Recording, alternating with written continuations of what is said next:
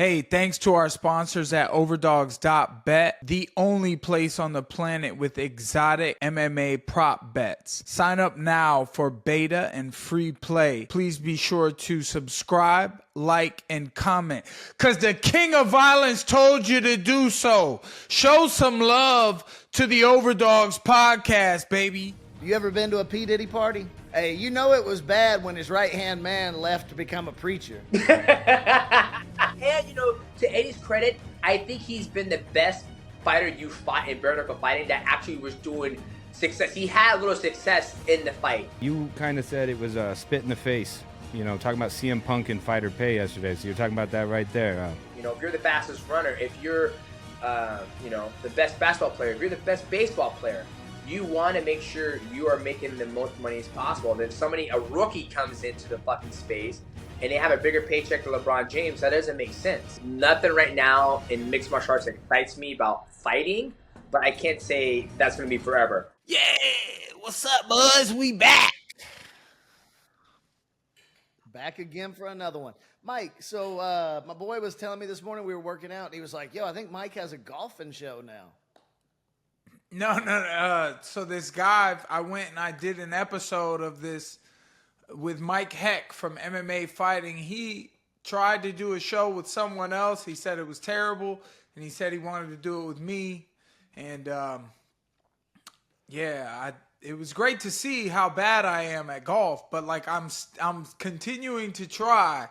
I'm gonna get better next time I'm out there, man. Best believe. I'm gonna have to go watch this because when you and I talked, you were like, "Oh, I'm a 6," and I was like, "Damn, 6 is pretty fucking good handicap, bro." It was a chill episode. We did hit like 4 under, or 4. No, we missed. We were 4 over of the whole day of the whole front 9. So, but we played it as a team. Gotcha. Did y'all do like back and forth or what? Or did you just take like your low ball? Best shot. Best shot. Yeah. Yeah, we hit a couple of mine were the best shots, and I'm picking up on the drive because there was times back in the day when I used to drive that shit far at Top Golf, but my short game is actually not bad. My short game's pretty good. This might start with one of my bad shots. I don't know if that wasn't a good one. Yeah, I don't know. Oh, I hit that though. I hit that putt right there. This one wasn't the worst, but my form is so bad, dude. I'm so stiff. You are, and stiff. Like I'm learning. These nerds can swing their hips so good, bro. So the funny thing about golf, man, is it's that movement is all about velocity, right? When they're coming through there. Like if you look at most of the dudes on the PGA Tour or Live Tour or whatever now, like Justin Thomas, Ricky Fowler, a lot of these dudes are 160 pounds soaking wet. You know what I mean? And they're short, like 5'7", 5'8", bro, and they're hitting it fucking 360. It's their flexibility that they can turn and relax and rip that hip through. Yep. And my hip 100%. I'm a little stiff because I have to be. Yeah. Plus, if your arms are stiff, you're fucked too. Because those guys, it's like once they get it back into position, right? They can just fire and everything just simultaneously flows at the right time. They have no muscles. But Tiger does. Tiger's got a little beef on him. Tiger does. Brooks Koepka's a big dude. DJ. But these guys they work the flexibility their whole lives. Absolutely they do. I just started. What's up, Matt? Well, you guys talk about golf? It took me a couple of seconds, but I figured it out. Yeah, how bad I am. Now you got to pick it up, Mac. I'm telling you this right now, and it's my fault, but I haven't played much over the last probably 18 months, 24 months, because it was like every time I had a free moment, I was like, man, I want to go out on the boat. You know what I mean? Like I just spent the last 4 days on the fucking water. I used to do that with golf, and it's fucking fun, man. There's not a more fun game. Going out there and just drinking beer with the boys and shooting the shit and fucking playing golf. Like, it's a blast. Okay. That's a goal, man. Golf and boat in one day. Hit the golf in the day, 4 hours, 5 hours. Hit the boat in the evening. Wow. Yeah, I like that with baseball, though. We But, just got to dude, get okay, rich wait, enough. We can real get quick. one of those. We can get I one of those remembered- big yachts where we can hit the golf balls off of it. Oh, hell yeah. Okay, see, now we're talking. But dude, I forgot about this last time we were talking about golf. My brother reminded me. But when we were kids, like we were all born within like 3 days of each other in August, me and my three brothers. But my older brother wanted to try golf. So one year for our birthdays, my parents got us like a golf camp thing. So we just got like 3 days of practice or training, and then we did a little tournament. And dude, I won that shit. I won like a fucking thing of ping clubs, and then gave them to my brother and never played it again. But yeah, I'd play as long as there's a fucking golf cart and there's beer. Sure. I mean, that's Dude, every round I've ever played. The day you go play, you're gonna be like, oh my god. Oh, I bet I could. I used to go hit at like the driving range and shit, but yeah, not like actual. Yeah, golf. you're one of those. I bet you would be flexible. Like I feel like you don't have muscles like that, so like you could swing that fucking club, dude. The muscles. Dude, I was me a up. baseball player, bro. I'll be able to. I can use my hips, dog. That's the key. I'd be able to hit it, I think. Yeah. We'll see. That's the key. Stand steady good. over it and moving the hips. And Anyway, then what's you up, got boys? something. It's been a while. Yeah, good to I'm see actually you headed guys. to Miami this weekend to watch Live Golf. Greg Norman Jr. Hit me up and he's like, "Hey, can you come down and talk about the fight league and talk about what we're doing there? We got a tournament going on in Miami." And I was like, "Fuck yeah, count me in." Heck yeah, bro. Yeah, I'm busy. My pops is up in Michigan with our old friend who is related to Dan Severn, Dan the Beast Severn, his little cousin, who I was told his whole life they were brothers or whatever. Dennis Severn. He's having kidney failure. My dad's been up there with him. They were like, fly up real quick. And I was just like, man, I just, I can't, man. I got my family here. They need me. I'm needed, So I saw him. I talked to him on the phone and stuff. There's been a lot of people in my life kind of passing away in the last couple years. And I'm getting old, man. It's the way it goes, man. Unfortunately, we have at least I don't babies have a to lot of replace friends, that, and everybody. Yeah, around us amen. gets I got my older. little babies, man. I got to watch out for them, Got to keep an eye on them. And I soak up every minute of it with the kids. Yeah, no doubt. Hey, Mike, is this what every white guy that marries a Latina looks like after a couple of years? This No. is what the king of violence looks like when he's going to LA to fight. And I was just trying to show some love to what we know as the West Coast's, style a little bit. And with the red, white, and blue bandana, USA in this hoe, from the East Coast to the West Coast, and rock the swag. And shout out to Mexican boxing, shout out to David Benavidez, the Mexican monster. I'm trying to go in the ring and handle business, man. Shout out to my Mexican son and daughter and my wife. You know how accurate what he just said is? Love for the culture, brother. Yeah, my girlfriend's seen his Instagram post with that, and she's like, "What's Mike wearing?" He's like all cholo, and I'm like, "Hell yeah, bro!" I was like, "That's sick as fuck." She goes, "We're watching Blood In, Blood In tonight, or Blood In, Blood Out." So that's how much you nailed it on that, Mike. You look like you got 2 4 Locos in your pockets, man. Is that what they're drinking over there? I guess. I felt like the white boy That from probably does in Training New Day. Mexico. I never had my shit pushed in. Let's see. Epic movie. Yeah. Epic. Yep, no All right, doubt. hey Mike, have you been to any of these P.Diddy parties? Or are you not in that circle? No, thank you. They're saying the LeBron video didn't age well because he's like on FaceTime with Diddy. He's like, ain't no party like a Diddy party. Hey, yo, what are you talking about? But look, how'd he know not to be where they was raiding? And this is all covered up. Like he's the fall guy. They're going to get to him at some point, or is he hiding out on the island? And like he wasn't there. So it's like, when are they going to get him? And if they do, he's just a fall guy. Are they covering it up for the election? And I saw this thing. It was a picture of Epstein Island. It could be fake. Who knows what's real on the internet? And then it said Nickelodeon's logo, that little goop, is the shape of Epstein's Island. And they were like, what are the odds?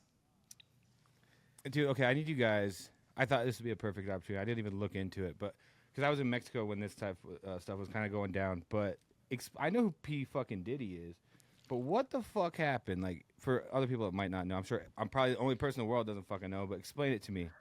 What did he do? He's a pedo or what? No, he was charged. Well, maybe pedo thing. I don't know. But what I think I know is he's charged with having sex workers.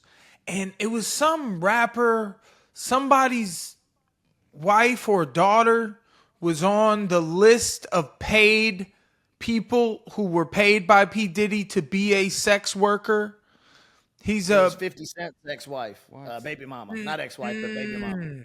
So he's like a pimp, a high caliber pimp, or sex trafficker, or pedophile. I don't really know all the details, but he knew enough to not go home when they were gonna raid his crib.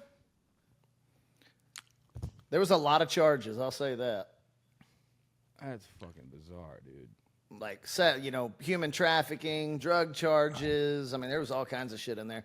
I don't know why the fuck he hadn't picked up yet, but all right. So say you're right, Mike, and he's kind of like, not the head of the beast, but just a small time player. I mean, does anything ever come out? Like, nothing came out about fucking Epstein, and that shit was, years in the making. Well, this shit, how old is this? Like, they've been talking about Hollywood doing this since 1960s or whatever. What was that show? Was the guy Letterman? He was talking with some old actress. I mean, they've been talking about this stuff forever. It happening in Hollywood, and no one ever does anything about it. What about the show Drake and Josh? Yeah. They were saying that Drake, not the Drake rapper that we all know, but the white boy with the red hair, he was molested by some director or something. I mean, I think this has been talked about for decades, right? Like, these people take their kids to be actors and get these parts, and this is what's happening behind the closed doors, and the parents know about it, people are saying. Yeah, so that's my thing, right? Because, like, my daughter wants to be a model, and she's beautiful, right? She's 13 years old. She wants to be a model. And, my wife was like, maybe we should, hook her up with an agency and do this and do that. And I was just like, absolutely not. Am I going to let my daughter get into that world? Whether it's as dirty as maybe I think it is, or even if it's not, that just isn't the world I want my kids to be a part of. Like, look, when you're 18, right? When you're 20 and you can make those decisions on your own, like, I can't stop you, but I will, raise you in the right way that you aren't going to get involved in that shit right now. Yeah, you can put your kids, teach them lots of things. Like, book smart is better. And then, some of the women who have won things like Miss Universe and stuff, some of them are not very intelligent. You can tell by their speeches. But some of them are extremely intelligent, and they touch everything. They're brushed up on law, and they've got degrees, and they can put their foot in any door they want because they're smart. And then they decide and they find out about, things that happen in life that aren't necessarily good. And then they put their foot in the doors with knowledge of how to defend themselves from these things. There's just, you're not crushing her dream. You just want her to find other branches, and then she can find her way to that. I get it. Yeah. Yeah, I mean, to me, it's like, And I don't even, I talked to my wife about this the other day too. I was like, I really don't even have any interest in them going to college, right? Like, I feel like they go to college, they get indoctrinated. Like, college is so wacky right now with all the shit they're pushing, with the agendas and everything. Like, unless you're going to be, like you said, like an attorney or a doctor or something that really is like a high craft trade where you need, a lot of schooling, that I'm fine with that. Other than that, man, look, how much is college these days? $250,000, $200,000 for a 4-year degree, right? At like a decent school. Like, I'd rather you go and bartend for 3 or 4 years when you get out of high school. Do something like whatever you feel like doing, and then come up with a fucking business plan. I would rather give you $200,000 that I would have spent on college, and you put it to work in some kind of a business startup or whatever you're passionate about. Like, that's just a personal thought of mine, but I have no interest in sending them off to listen to bullshit. There's people that say, they won't give an 18-year-old a $24,000 loan to put towards a mortgage of a house or something like that, but they'll give them a $200,000 loan to go to college, and then they have to pay all that back. And, programming and artificial intelligence is what I would like to see from my kids. I would like to see them get into technology, and I don't know how much schooling, I don't know what they'll have to figure out to get into that, but just, I've been told programming, teach them programming, and it starts from there. And they start coding now, and early. Yeah, one of my closest friends, like when he's like 25, like finally he's like 2 years, I think. He did like a 2-year little college program. He just showed up for like that class or whatever, and now he makes great money. Like really good, bought a house and everything within a year of working for that company. And he's a Mac, it might just be me, but your microphone sounds super low. It's super low again? Yeah, Mike's like twice your volume for me. Okay, I'll have to yell into it or something. Yeah. All right, boys, we got what episode is this, Mike? 29. Is it already? Damn, we're almost 30 episodes in. Jazz, if you're there. The legendary. Go ahead, Jazz. No, it doesn't matter. I think he said, yeah. I think he Yeah. whispered. Saying, yeah, tuning in. Oh. Hear myself there. You throw on the echo effect. The legendary fucking Mighty Mouse coming on today. Oh, that's going to be lit, man. He just crushed some people in a grappling tournament. The heavyweights. Crushed Yeah, that was them all. pretty wild.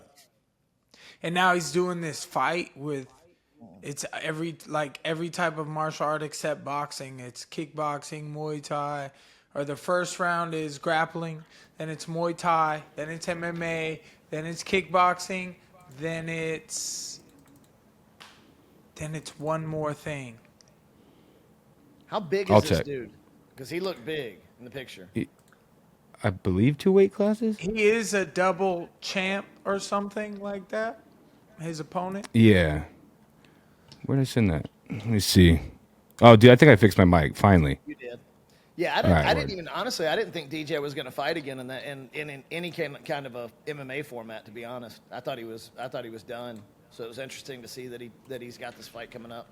Well, I've seen that he had a little, quarrel with how he got paid his entire career, with how many times he defended the belt, and then guys like, CM Punk come in and just get his purses just out of the gate on their first ones. That's, who was it? Somebody was talking to me. They were like, if you had advice for up and coming guys, and I was just like, get famous first and then try to be a fighter. The same thing about going to college, with your kids, or like learning something or trying to be a model.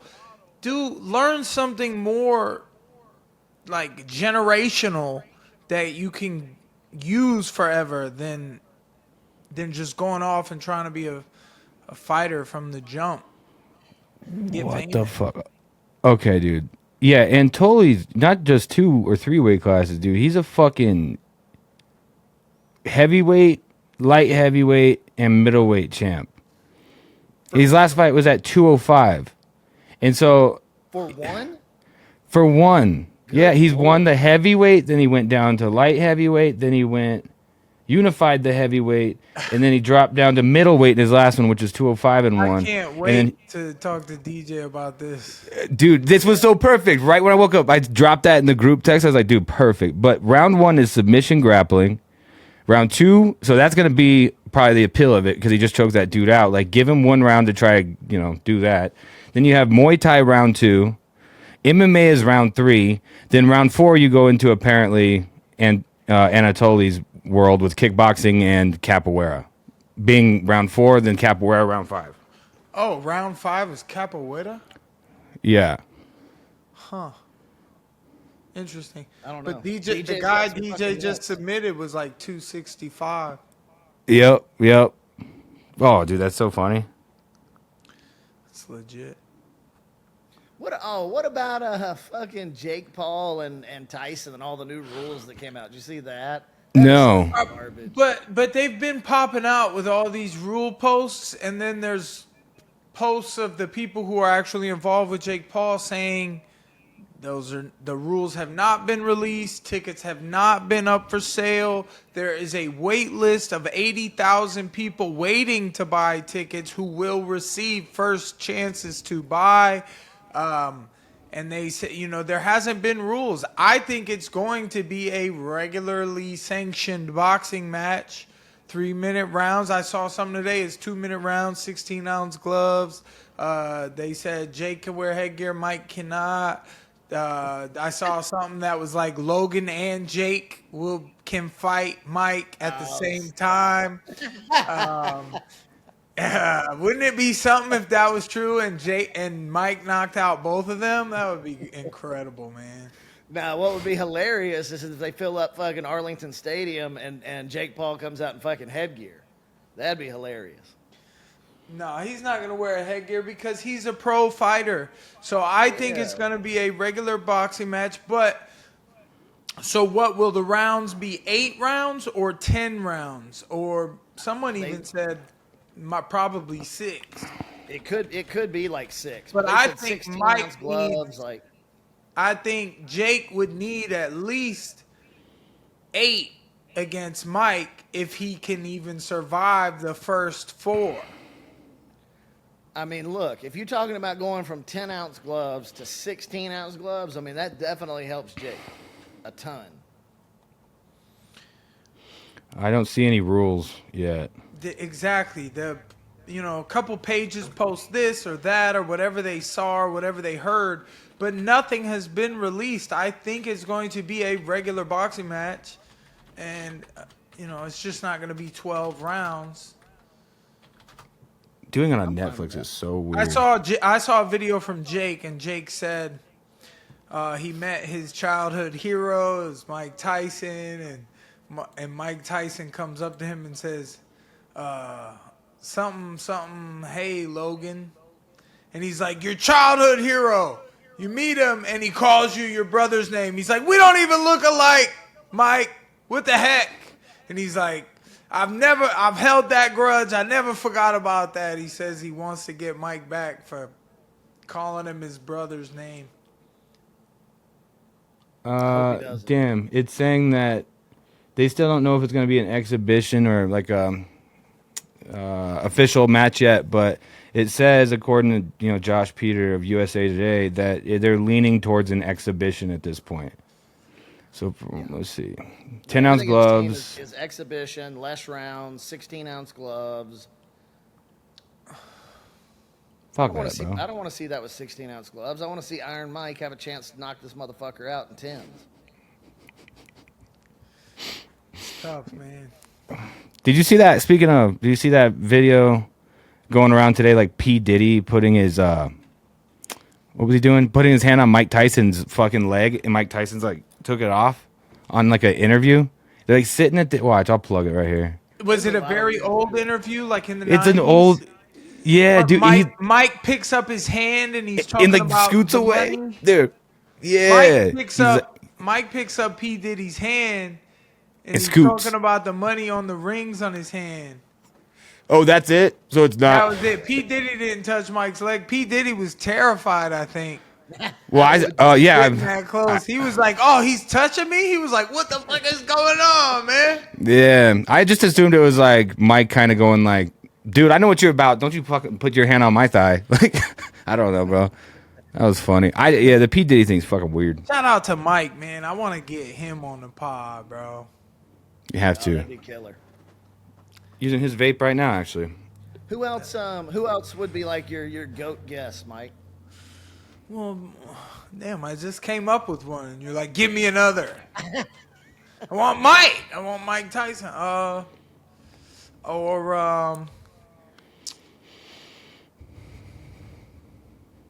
I think Connor would be one for me, Oh. just because he'd be so good. I don't Yeah, know. I mean that. Connor would roast me, man. I know one of the guys at Mac Life.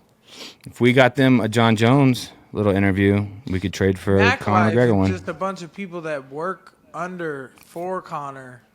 Yeah, it's like his media site he started. All He that doesn't control him. climb, brother. There's probably 1,000 people work for the Mac Life.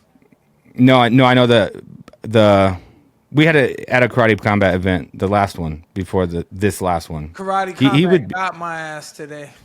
What'd they do?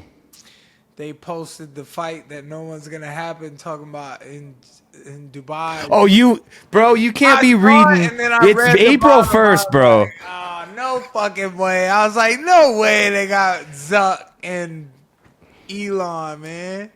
Bags, you know the lore of why MMA fans hate this day specifically? No, I mean this is the dumbest day ever, though. But go ahead. Yeah, like everyone's like, okay, haha, bro. But okay, we specifically, Mike will remember this. We've been fucked so many times on April Fools, like where real news. So you have people always faking to be like Ariel or something and break news, and like Mike kind of did there, like, oh, you got me for a second, or like they'll say a fight's out or whatever. So they're always fucking with us, and the MMA community is sick of it. Now, one year, here's the sick joke, dude. We've had multiple times fights actually be called off and no one believes it. But one of the biggest fights of all time, like Tony Ferguson and Khabib, they were scheduled to fight like 5 times. They never fought. It always fell out. So it was like the 3rd time they scheduled this fucking fight. And on April 1st, they did a press conference before the fight. They're 3 days away from the fight. And Tony Ferguson trips on a fucking cord backstage going up to the table. And so they're like, the fight's out. And everyone's like, ha, ha, ha, Dana. Yeah, right. Like, 3rd time on April Fool's bullshit. Dude, they had to like Dana had to do like a video where he's like, guys, I'm not fucking kidding. He tripped on that cord right there. He's out. We're now looking at possibly doing. That's when Holloway was going to step in. So what a sick joke, dude. So we're sick. We're traumatized. I'm not that upset about that fight never happening because I just feel like Khabib probably would have Tony smoked was it. not gonna beat Khabib. But we deserved it, man. And that was when prime Tony, man. I mean, Tony was dangerous. I don't know. Didn't matter. Yeah, but man, that's the great white buffalo of MMA, though, for sure. April Has to be. Fools is the day I flew my wife out a few years back, and then I asked her to be my girl like on the 3rd. So my anniversary is the 3rd. But she got here on the 1st, and I remember thinking, what if she don't come because it's April Fool's Day? She thought it was dope. Instead, she came, and now I have to take care of all of them. That's the You biggest love it. joke You love of it. all.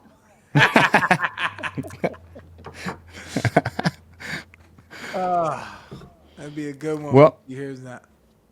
How's train? DJ, Go ahead. About the lawsuit too. Because was he part of it? Do you know? No, I don't believe. No? I don't think so. I don't I'm think surprised so. with his vote I that he's think been I voted am. too. You You what are? was it? I think I'm supposed to get like 200 racks, bro. I think so. Was it just did they include everybody in the UFC during those years or something? There was a like certain that, or amount did of you have to time. I don't apply? know. There was 12 or 1,300 people, Yeah. and there was only Oh. like 600 on roster at a time for a couple years. So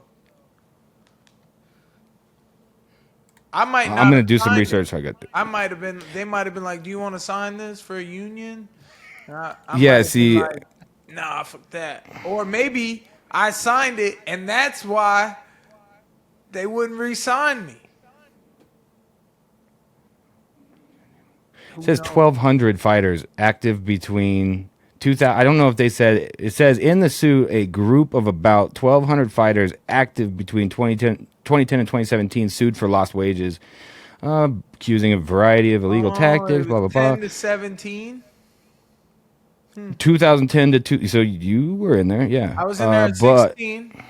I had fought Yeah. probably 6 times in between 16 and 17. But I'm assuming you would have had to join the suit unless it was some kind of a blanket deal. I'm just saying, I think somebody just came up to you with a clipboard and was like, "You sign this," and I Like just those- fucking like those- signed it. if you took this product between this time and this time, call now. You could join in. You have to like, So do yeah, you I think you'd know have to who sign was something. leading the way on the suit? Oh, dude, I'm not gonna lie. Was it actually him, bro? And he settled. There's a guy that breaks this down great. Let me see. He settled, and they said it should have been a $5 billion payout, and it was a $334 million payout, and it was Kung Lee probably ended up with like 10 million, and then he just shut it all down. They probably paid him out, and he's like, all right, forget about it, because one, he's Asian, so he's smart, and he's been chasing this deal for a long time, and he was the leading man, and I'm assuming he was just like, screw it, you're gonna give me 10 million, I'll take it after all this time. We gotta ask him if it's April Fool's, if he's really fighting Anatoly. Oh shit, that came out today. That might be April Fool's. Cause dude, that's crazy as fuck. The heavyweight goes right in with everything, though. That's why it's believable. Yeah, but he's Mighty Mouse, bro. Exactly, and he just choked that dude out at the BJJ thing. So maybe they're like, "Fuck it, let's run it." We gotta ask him that first. 4:11 a.m. April 1st. Happy April Fools. It's fuck. Yeah, I was getting tripped out. My laptop time didn't update, and my computer says it's 8 p.m. right now. And I was like, How does your computer think it's 8 p.m.? Aren't they connected to Wi-Fi? It's like a phone. yeah, dude. I don't know. Do I look blurry to you? A little bit. But that just might be my side of the That's stream. what I thought too, but like I'm blurry to myself. I don't look as clear as you guys do. I feel like I'm blurry over here. It's all good. Jazz didn't say anything. He just lets it go. He thinks it's the pod. Thinks it's no big deal.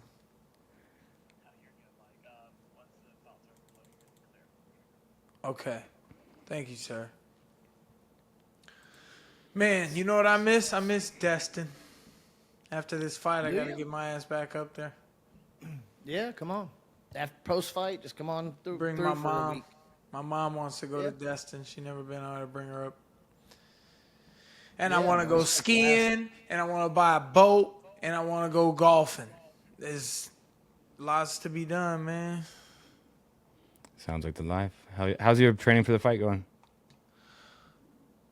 It's good, man. I'm just ready to fight this fucking guy, man. I'm going to fight him like a motherfucker, bro. For real, for real. Do we have lines on this fight yet? Do we have lines? Yeah. Mike's got to be. Mike is 100% the favorite. Wait, the fight's the 4th? There's an error. I was like, dude, what the fuck are you doing here, Mike? It says right here, Mike Perry versus Thiago Alves headlines BKFC Knucklemania 4 in April. Knucklemania. Yeah. Oh, Knucklemania 4, not 4 of 4. April. Dude. Yeah, bro. I know. I'm off, bro. I need to slam these fucking beers, bro. I need to get my head in the game. Fuck's sake. I was like, all right. I definitely want to try to come to that. Because I was supposed to be in Dubai, and now I don't think I'm going to go. I mean, that's a long-ass trip. I don't think I'm going to go, so maybe I try to get out there, go to your My fight. boxing coach is going to Dubai, and when he gets back the same Monday, he's flying to LA. When he gets back the same day, he's just going to get off the plane and get on the plane and come to LA. And What's JT going to Dubai for? For Eric's fight? for Eric, Yeah. I'll Eric be pays there. him Eric pays him fucking same as I do for like an hour of pad work and shit. I'm sure he does. KC is kind of like, you know, the influencer fights are doing, like what you just said Eric would be doing. I'm not gonna say name. I'll tell you off camera, but like they've been kind of throwing names at me to fight somebody. So I need to get my. Yeah, I probably will. I just need to get my ass in shape. You guys will laugh at who the first person they offered me is. Who is it?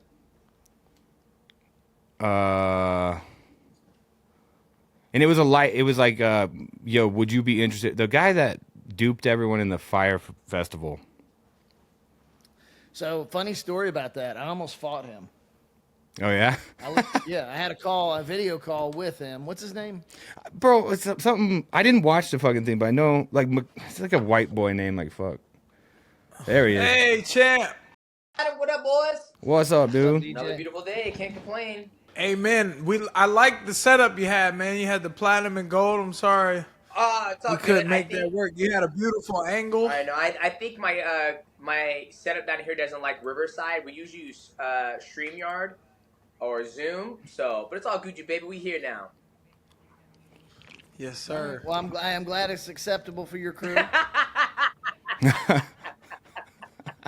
All right, I got one question though, for real though, because I mean, you've been at the top of the top. You ever been to a P.Diddy party? No, I have not. Never been invited, actually. Okay. Have you? He's distancing himself. I've never been invited. Where'd you go? What? Knowing what I know now, obviously not. But back in the day, I'm a big fan of Bad Boys 112, all their music. They make great music. So obviously at the time when I was into their music, I'm still into their music, I would have gone. Of course I would have gone. If they would have started doing all that freak out shit and try to get me in a room and try to touch my butthole, not happening. Yeah. Hey, you know it was bad when his right-hand man left to become a preacher. Oh, God. Is that true? Mace said, I'm out of here, dog. Some of them preachers be untrustworthy. That is true, Mike. That is absolutely true. So, DJ, did you get... I'm sorry, did you get everybody today? This ain't going to be out on, until after April Fool's Day. So, are you fighting this heavyweight, triple weight? Are you fighting this guy in Muay Thai and grappling and everything? No. I woke up and got the news just like you guys did. I woke up, I was like, huh. Shit, I'll repost it. This is actually pretty good, and I reposted it. No, not happening. That guy is an absolute beast. 3-divisional champion. Yeah, not happening. We probably should have known when it said capoeira in the 5th round. Like, what the fuck is that? It got me, bro. I can't lie. Like, right when I woke up, that was the first thing I saw, and I was like, dude, we got DJ on today. I dropped it in the group chat and didn't really think twice about it until we were sitting here. I was like, dude, I think that's gonna be the one post that got me today. They got a lot of people. A lot of people at the gym were like, let's go, baby. Let's go. I believe you do it. I'm like, he'd fucking do it. He goes, it's going down. You take it on the king. I was like, guys, you know what fucking day it is? He goes, yeah, April 1st. Yeah, April Fool's, dumbass. He goes, I said, hey, you got me, though. You had me. I was ready for it, baby. It worked good because you just choked out that heavyweight. Mm-hmm. It worked out perfect. That was great. Yeah, good timing. I got them. I told them they called me to go wrestle Logan Paul in WWE. Did they? I said that. Oh, yeah. Oh, look, I got you. I'm like, here we go. Mike Perry stepping up to Logan Paul. WWE, let's go. Yeah, I hit him up and I'm like, yo, Mike, can we even talk about this? Or is it like still under negotiation? And then he hit me back and I'm like, fuck you, man. I hate this day. Hate it. I love April Fools. I love it. So do you have any competitions coming up? Any more events? So right now, just got done with Pants. The next one I'm looking to do is probably going to be Worlds in August. So I'm going to take some time working at things I did wrong. I got submitted the final round in open weight division. And I got to keep on learning, man. And I got so much stuff going on right now that I got to find time to train for World. So right now, that's what I'm looking forward to is World in August. All right. Are we going to see you back in in one? I'm not sure yet, man. Like I'm in this point in my life right now where I'm so busy with the wife, the children, training jiu-jitsu, other businesses that you know nothing right now in mixed martial arts excites me about fighting. But I can't say that's going to be forever. What would be the one thing that you would be like, all right, I'll come back and I'll come back and give this a go? Would it be maybe like a Sean O'Malley crossover fight or You something? know, not even that. It's just I don't know. Like I'm in a very interesting spot in my life. You know, my father he's dealing with some health issues, so we're all kind of trying to band together, be there for him. You know, with the wife being involved with that. You know, I kind of take on the role of taking care of not take care of the children, but being there more for the children. My son's got a tournament this weekend.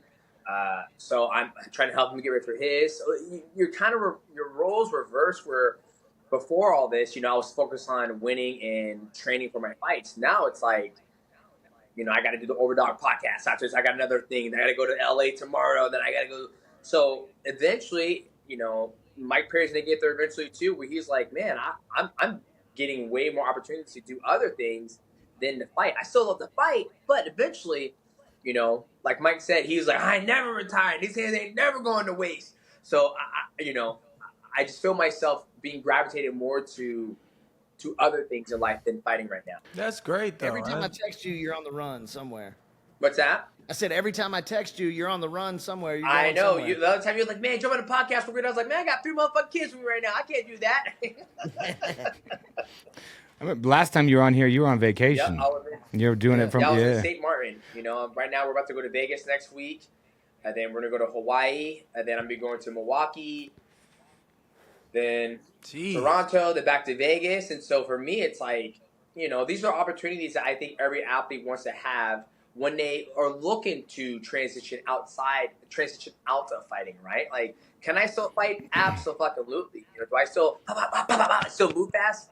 Yeah, I still do that, but for how much longer, right? Like, I don't want to, I'm 38, I'll be 38 this year. I don't be in the cage like, all right, 38 years old, I'm still fucking fighting. Here we go. Let's go. I just, like I said, right now where I'm at in my life, what I'm dealing with in life, and the kids, and the wife, and the father-in-law, it just doesn't seem, appealing right now. Well, this all kind of goes into something. Guy. Yeah, this all goes into something Joe Rogan was just talking about, like with the tapping out the huge dude in the BJJ thing. He was talking on the Rogan Experience the other day, and he said, I think Mighty Mouse is the best expression of martial arts technique, and that he's probably the best ever in terms of just pure martial arts technique. I mean, like, what does that mean to you, dude? That's like it's like high. That's really fucking high praise. I don't know how much higher it gets. Yeah, it means a lot because when I do these tournaments, I'm not getting paid. Nobody's telling me to do them. Nobody told me to do the open weight. And for me, I'm always trying to embody what martial arts is. And I think the thing that gets me excited right now is competing in my gi. Like, I was a nervous fucking wreck the week before. Like, Monday leading up before we're about to go, I'm like, oh my God, I don't know why I'm doing this. I am 37 years old. I don't need this stress in my life. What the fuck? And my wife looks at me, she goes, hey, you're alive right now. Like that, your heart that's beating in your chest, you're alive. And that's a wonderful feeling. My father-in-law just had open heart surgery, 2 open heart surgeries. So, going through all this stuff, we almost lost him. And she's like, you're alive. Like, this is the shit that we live for. And I'm like, I know, but I'm 37, babe. I don't need this stress in my life. She goes, it's called life. And so for me to go out to a tournament, like I said, it was fun. It was something I wanted to do. And to be able to come out there and battle Mike, which was the heavyweight I ended up submitting, super heavyweight. He was cool about it. We both respect each other. He's on his journey of martial arts. I'm on my journey of martial arts. And, those are the things that I look forward to. And I can't wait to do more of them and see what happens. Oh, yeah. I'm about to fight a 38-year-old in bare knuckle boxing. Maybe I'll make a call. That's the next step for you, brother. I'll make a call. John Dodson had a good fight the other night. We can get you in the bare knuckle boxing ring. You come fight for a title. It's funny. I saw that John Dodson just won, and I'm so happy for him. I saw he lost in Ryzen, and then now he just did the bare knuckle fighting. And I love when athletes are able to jump around and do their own thing. You got what's his name, Luke Rockhold, about to do Karate Combat. You're about to fight Thiago Alves, which I'll be covering that fight as well. I'm super excited about that. And for me, I'm just like jiu-jitsu is something that I am just gravitated to. Like I just love the aspect of how hard it is. Like you have to understand like when you get caught in a worm guard, how the fuck you get out of a worm guard? How do you get out of a lasso guard? How do you get out of lapel guard? Like all those things fascinate me. And it's a puzzle that you're always trying to solve. And then when you go to a jiu-jitsu tournament, I had 7 matches in one fucking day. And it's like you have this guy who plays this game, this guy who plays this game, this guy who plays this game. So it stimulates my mind so much where it's like fighting in MMA or bare knuckle fighting, it's okay. Let's say, for example, okay, I'm fighting John Dodson. I can't elbow, I can't knee, I can't kick, I can't wrestle, I can't do jiu-jitsu. So I'm taking away 5 of my greatest assets of my life just to throw hands. That seems like I'm doing myself a disservice of all the things I've worked so hard for, right? Me as a martial artist. And that's why, me competing and fighting John Dodson, even though I beat him twice already, it doesn't excite me. It's like, okay, now we're just going to box each other. Like, now if I was to fight Manny Pacquiao in a boxing match, and it was in, in Saudi Arabia, now that's a whole different ballgame because it's one, it's Manny Pacquiao's a fucking legend, and 2, it's in Saudi Arabia, so the bag's going to be fucking nice. If I get, half of what fucking Francis got, 10 million to go out there, oh, yeah, then I'm hard already. I mean, down, boy, down. Okay, all right, go on, next one. No, yeah, you're making something there with that. That was a good idea, but so just quick recap. John Dodson the other night when he faced a young boxer, an actual boxer, the guy came into bare knuckle, and they went 5 rounds. It did not go to a sudden death round because the state that they were in did not have it yet, and so it went to a draw. So and David Feldman did not give John Dodson the title back. Oh man. They put both of their hands down and it was a draw, so they're probably going to rematch. The young kid that boxed him was good, but he was so boring. The boxer, he used his footwork the whole time. He moved away. He had a knockdown later in the fight, so he thought he just took the whole 5th round off. He just moved and jogged around the whole 5th round. God, it was terrible. Dodson actually put the pressure on in the 4th. And, like a gritty MMA fighter, he got in close and started just working and they got him to call it a draw. So just so you know. That's unfortunate. Like the Pacquiao fight, that sounds awesome. I hope you can get that. Yeah, I don't. That would be silly. 2 things. One, I mean, that's the thing that with the whole Manny Pacquiao thing. That's shooting for the stars, right? Like Manny Pacquiao, right on the street, he might be fighting Tyron Woodley. And the unfortunate thing with John Dodson and the boxer who lost, they're like, "And your winner is you both fucking lose, Johnson. You don't get your belt. All right, go home, boys." And I feel, with Dodson, he's so good at mixed martial arts, like the flying knee, the kicks, the wrestling, the jiu-jitsu, and I feel he's best served as an MMA fighter because he has all those attributes. When you're going to fight a boxer, you can't take a boxer's skill set away where, the name of boxing is to hit and not to be hit. And so John Dodson, he hits like a fucking truck. Like I've been hit by him. He's dropped me before in my career. So would I stand at bay with Dodson? Absolutely not. What the fuck I look like? An idiot who's asking for CTE? I would move around, stick and move, and try to make him miss and hit him. It's boxing, right? It's bare knuckle fighting, where you have a certain style where you're like, come on, motherfucker. You gonna hit me? I'm gonna hit you back even harder, and I'm gonna make you fucking quit, right? So it's a difference where that gentleman doesn't have that skill set that you have. That's what makes you so damn good and an anomaly in this sport. And that's why you're the king of violence, baby. I got to tell you that before. King of violence right here. I'm talking to him. Thank you, champion. Thank you, champ. I appreciate you, brother. Yeah, I got to tell you this, DJ. So right after Mike's fight with it was right after the Eddie fight. We were walking to the car. And Mike's like, because Mike's all introspective at this point, right? Like fight's over. He's already won. He's like trying to think through it. And he's like, yo, you think I would have been better off if I would have finished him? And I was like, no, Mike. Honestly, you know what would have happened, DJ? Everybody would have been like, oh, Eddie was fucking washed. He should have never been in there with Mike, blah, blah, blah, blah, blah. I was like, dude, you made Rockhold say no mas, and you made fucking Eddie Alvarez say no mas. Like, there's no better scenario than that there. Yeah, 1,000%. Like we talked about before, when we, did the Mighty Awards, like, Making somebody quit. Like if you knock somebody out, oh man, I didn't see it coming, da-da-da-da. Or you submit somebody, I have to tap, I have to give up. But for somebody to say, dude, I am fucking done. Like, I don't want no more. That's a self-conscious thought in your mind that's like, I am fucking done. I don't want it anymore, right? And you're like, come on, I'm ready to go. And every fighter, every athlete never even a sprinter never wants to go, man, I don't want to race against Usain Bolt. Like, you're self-consciously checking out. And granted, with Eddie Alvarez, you broke his orbital bone, right? Like, could he have kept on fighting? Absolutely. But the risk and the more damage he would occur in that fight, because you guys are just getting going. It was the end of the second round. He had to quit. So did Luke Rockhold. Even Luke Rockhold, when I talked to him, he goes, it's a different beast, man. Until you get in there and you feel that and you get hit, it's a different fucking beast. And the cool thing about these athletes and the fighters who you made quit, they're all like, yeah, he made me quit. They're not like, oh man, if my orbital bone would never got broke up. No, your orbital bone got bumped, it got broken, and you decided to quit, which there's nothing wrong with that. Like for me, I would have quit too. I'm like, nah, fuck this. No mas. Give me my check, Dave. Come on, let's go. Let's get the fuck out of here. Let's go to Ruby Tuesday. Ah, man. Well, I'm looking forward to the one I got now. I mean, Eddie tried to say a little something like, oh, he was doing good or whatever. But it's like, bro, 4 minutes, bro. You gave me 2 more minutes, and you probably wasn't going to make it back to your stool.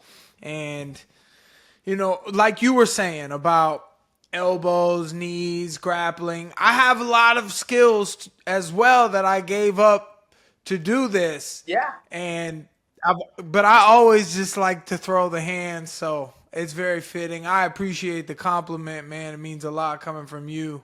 You're one of the best champions of all time. It's John Jones, it's Mighty Mouse, it's Mike Perry, man. I love that. And, to Eddie's credit, I think he's been the best fighter you fought in bare knuckle fighting that actually was doing success. He had a little success in the fight, right? We can't take that away from him. But your way you were pressuring him and beating down on him, like it was only it's a. I was making the adjustments. Exactly. It's a hard fight. It's a hard sport to do because yes, you're going to make the adjustments, but your durability is a skill set to have, right? Like having knockout power is a skill set you either have or you don't have it, right? And then even when I look forward to this, let's go ahead and put my analyst hat on right now with you versus Thiago Alves. Okay, Thiago Alves, former world champion, title contender. He fought GSP. Beautiful kicks, beautiful knees, beautiful Muay Thai. How does he do against the king of violence in bare knuckle fighting? We already know what Mike Perry's going to do. He's going to come across that distance. You're going to get in his space. You're going to overwhelm him, and those shots are going to add up. Now here's the kicker: is Thiago Alves going to use footwork to negate the damage you're going to put on him? Is he going to meet you in the ring? Right? Who knows? That's what makes this fight so exciting because he's not no slouch. He's legit stand-up, right? And he's also taller than you, I believe. He's longer than you as well. And like you said, you do have the skill set. I just watched one of your knockouts at the UFC Fit gym the other day, and I sit there and I'm like, fuck, why did he stop doing MMA? I sit there and scratch my head all the fucking time. I'm like, you were doing pretty fucking good. But absolutely, right? The money is way better at bare knuckle fighting, so it makes sense. Why not do it? And like I said, you're the king of violence, so I'm super excited to see that. Thiago Alves versus Mike Perry. The Mighty Cast is going to break it down. Don't you worry. I can't wait. I'm excited to see that. I'm excited to do it and then come back and watch your breakdown and watch you go. I told you guys. Oh, I love it. I told you guys it was gonna happen. Yeah.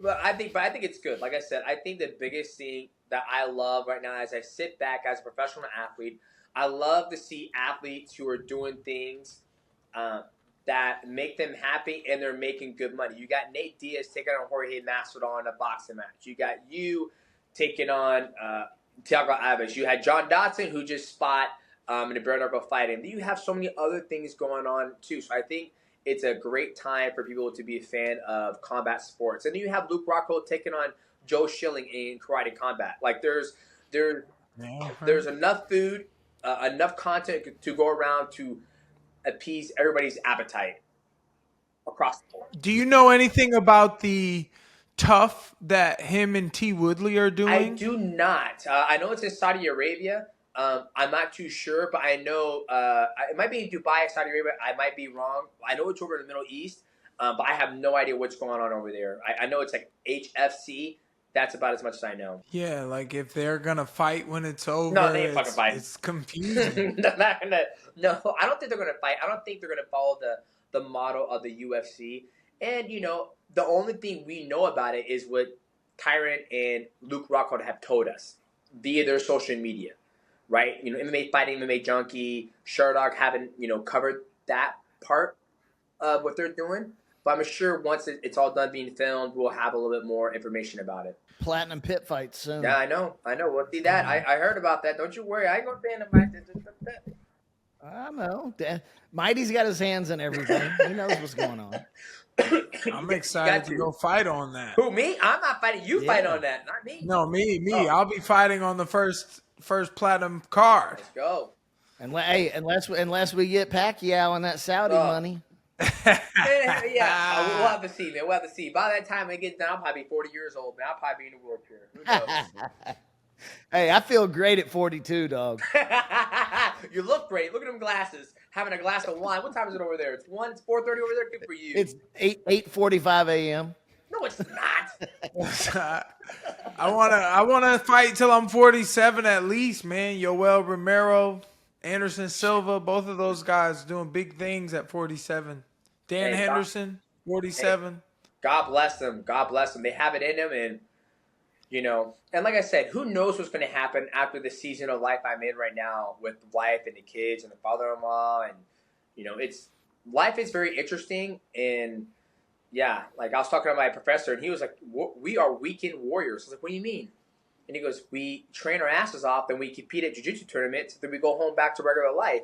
And after Pans, the guy who submitted me, he was parked right next to me, and he put his gym bag back in the car and jumped in the car, drove off with his wife, and I jumped in my car and put my 3 kids and my wife in the car, and I drove off and went our separate ways, and it was a great event. So, yeah, life's interesting right now. I just don't, I'm sure you guys have all navigated through this part of life, and I'm trying to navigate myself through this right now.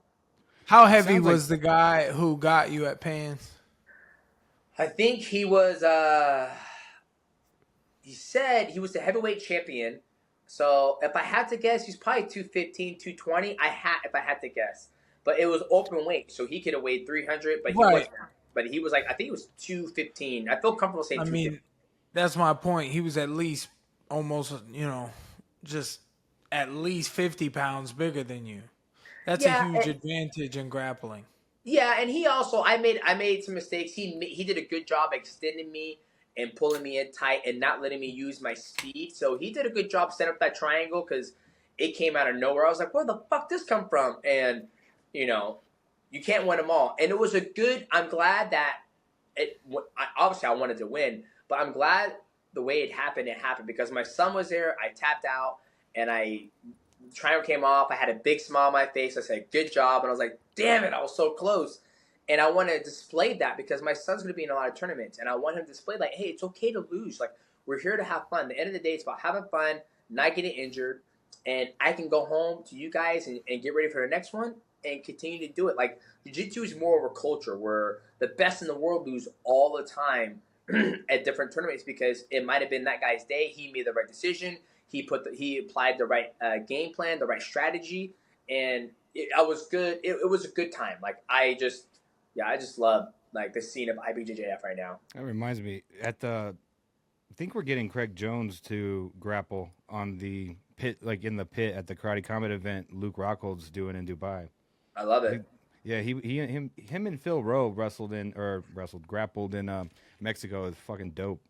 He used the pit to do a flying triangle. It was pretty sick. Yeah, I saw that. Yeah, and I think one of the Meow brothers did it as well. He competed in the pit as well. So I love it. Like I said, man, I love that all these different organizations are doing different things away from what the UFC and One Championship and PFL and LFA are doing. All that stuff. I love when I see athletes win and make money in different organizations because there is life outside of those big organizations. And a lot of people don't believe that, but Mike Perry is a good example. You look at Sergio Pettis, look at Anthony Pettis, look at Francis Ngannou. I mean, I could just say a list of athletes who are happy and they're making great money. Well, that goes into one of the biggest questions that you kind of said it was a spit in the face. You know, talking about CM Punk and fighter pay yesterday. So you're talking about that right there. Anything you want to tell us about that? What I said, I feel like every athlete probably felt the exact same way because we, as a mixed martial artist or any athlete, you know, if you're the fastest runner, if you're, you know, the best basketball player, if you're the best baseball player, you want to make sure you are making the most money as possible. Then a rookie comes into the fucking space and they have a bigger paycheck than LeBron James, that doesn't make sense. It wouldn't make sense if, you know, Michael Jordan's been in the league for 8 years, you know, and have like 11 title defenses or 11, you know, rings, and then some rookie from college comes in, makes more money than him. It just doesn't make sense. So, but I'm happy for CM Punk. But in that time frame, it did put a chip on my shoulder because it's like, dude, I'm sitting here fucking grinding, doing all these title fights, and then he gets, you know, 500K pay-per-view points, et cetera, and yeah, I just think it was a bad taste in my mouth. It's just like, you know, other stuff that's going on right now in like jiu-jitsu culture with the steroids where it's like, okay, would this guy be as good if he wasn't on steroids? And then it's setting up the, you know, the younger kids, like my kids, they look at someone who's on steroids. I'm like, you can't achieve that body. And he's like, why? And I was like, because he's on steroids. Like, you can't achieve that, son, unless you want to do drugs. Or, you know, you look at guys who aren't on drugs and you can achieve that because they're not administering things in their body that are giving them performance enhancing. So it's an interesting spot right now. I'm not trying to take up too much time, but this kind of ties in with that. I'm curious what your take is on, like, so did you see the way Dustin Poirier and BSD, that fight came to fruition? Like, they kind of announced it, strong-armed Dustin into taking it, and like you're kind of saying, Dustin's one of the top guys.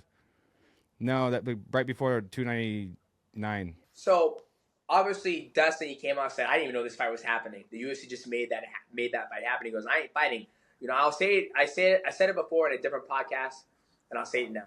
When I started to study acting, I was taking acting class, and my acting coach was like, "Oh, we're all on strike," and I was like, "Wow, it's so amazing that even though you have never been in a AAA movie, you never were in Dune 2, you're never in fucking, you know, maybe The Professor or whatever, you've never been in like, you know, a $100 million budget movie, but you have people like Matthew McConaughey, you know, fucking Dwayne Johnson, just the list goes on. Mark Ruffalo, those guys who are the cream of the crop are all on strike to support the minor guys, the D-listers, the B-listers, wherever it may be. That will never happen in mixed martial arts. But I promise you guys, one day when the athletes like John Jones, Izzy Adesanya, Kamaru Usman, myself, Anatoly, I mean, who else? All of the biggest stars in the world say, we are not fighting anymore until we come together and create a bargain agreement. No matter what, the UFC, LFA, whoever has these deals in place, they have to come and negotiate. They have to. There's no way around it. Could you imagine? It's like, hey, UFC 300, guess what? Max like, I ain't fighting, dog. Justin Gaethje, I ain't fighting either. Oh, Jamal Hill, I ain't fighting too, dog. Alex Pereira, I ain't fighting. Okay, Cody Barnes, I'm not fighting either, dog. The reason why they don't do that is because we don't have enough money to sustain our lifestyle for a long time. Because if fucking actors can shut down all of Hollywood for 6 to 7 months, why can't fighters do that? Like, why can't they? Why can't we? You know what I mean? So that's a tangent. I don't know what the fuck that started with, but boys, I gotta get going. I always enjoy catching up with you guys. Oh, hell yeah, brother. No, I love that answer anyway, bro. Appreciate you, boys. GG, Mike, hey, get him up, Mike. Get him up. You know what we didn't hit on? What's that? What? And I didn't want to do it with Demetrious here, but we could do it now. What's up with the cruise ships? What do you mean? The what? Knocking down the bridges. There was more than it was one. a tanker. Oh, what? What are you talking about? A cruise ship? Or not cruise ship, but a damn tanker. big ass ship. Same it thing. had A tank. It knocked down It's that not a fucking tanker thing in ship. It Baltimore. was a cargo ship. Yeah. And there was another one apparently yesterday. Another ship knocked down a bridge yesterday. Like, what's going on with everything? And Boeing and all this shit, dude. This country, what the fuck is happening, boys? I saw an ad on 10 years to Instagram. fix it?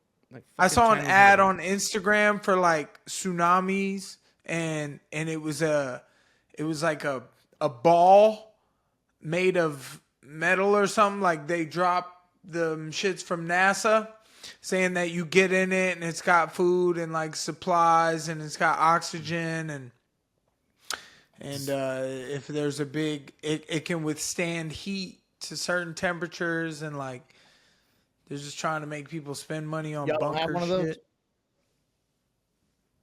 You have one? Yeah, a survival ball. Absolutely, it's in the backyard. bullshit. Do you have a bunker, Bags? Do you have a bunker? You dress like you have a bunker. No, he has a boat, dude. If anything's gonna happen, he's going to the fucking boat, partying with the fam. With the fam, Boys, of course. I can still hear you. My dog's fucking whining. I'm gonna shut her up real quick, so it's not a problem. Be right back. Well, let's wind her down anyway. No big deal. Good episode with Mighty Mouse. He's always one of my favorites, man. Like, even if I'm telling you this, even if he wasn't a Man, fighter, he grabbed a hold of it and he just started running with whatever he wanted to talk about, and that's what it's about. Yeah, he knows. I mean, look, the guy has opportunity to be a media mogul. He's building it right now. Has been for years.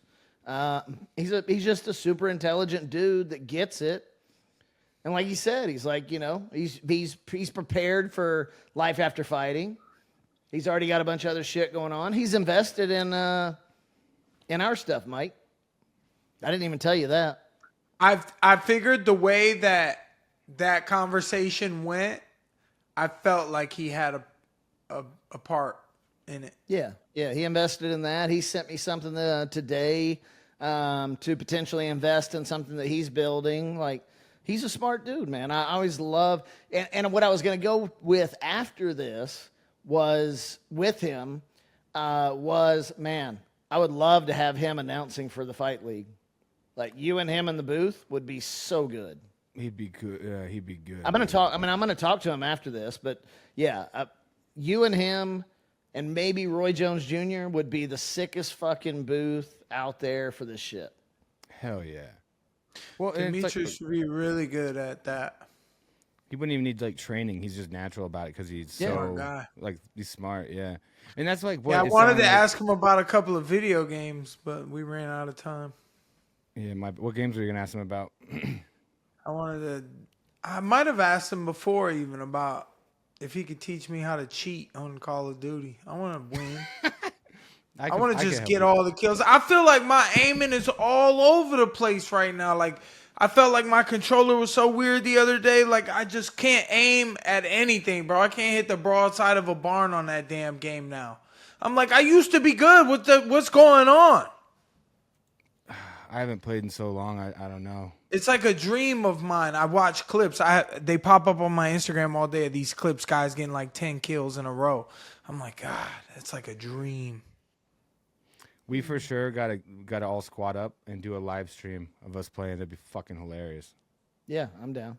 Yeah, I'm down. I was gonna tell, like, with DJ, bro. It sounds to you guys. Does it sound like this to you? Like, he doesn't seem to give a shit about MMA or fighting right now. I mean, kind of said it. He just said there's nothing on his radar, but it sounds like he's just doing side quests. He's like, super passionate about jiu-jitsu, though. Mm-hmm. Yeah, no, that's why so it's not like, oh, fuck MMA. It's just like, nah, this is fun right now. Like, I'm doing all this other shit. If something comes around, maybe. I said this before, like before he came on. I was like, I didn't think he was fighting again. I'm surprised he is. I don't think we see him fight in an organization ever again, including one. That's my personal take on it. I kind of agree. Yeah. Jazz, make a photo of me and Logan Paul, WWE. Send it to me. I'll post it and then be like, April Fool's tomorrow. Yeah, we can do that. Good one. April Fool's tomorrow, though. All right, boys. Pleasure. Another good episode. DJ's a legend. Pleasure speaking with you guys. Thanks to our guests. Thanks to our producers. Thanks to Ice Bags. And thank you guys for watching episode 29, Overdogs Podcast. 29. God damn. This podcast episode was brought to you by Overdogs Bet. Sign up today for early beta access and free play at overdogsbet.com/beta.